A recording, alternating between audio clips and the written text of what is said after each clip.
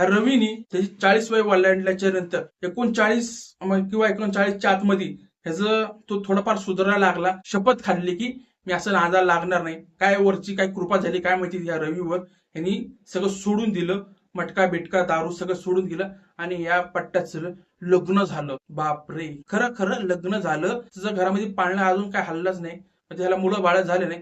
पण तो आता एकटा राहायला त्याला तयार नव्हतं 40 ओलांडल्याच्या नंतर.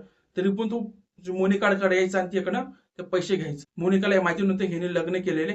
तिचं जो शरीर जो आहे हे बोलायला गेलं ते झेपत नव्हतं दारू प्यायला मटका खेळायला. तर त्याच्या शरीरामध्ये रोग झाले होते. ते आता रोग ते समाता कर्जबाजारी व्हायला लागला होता थोडाफार.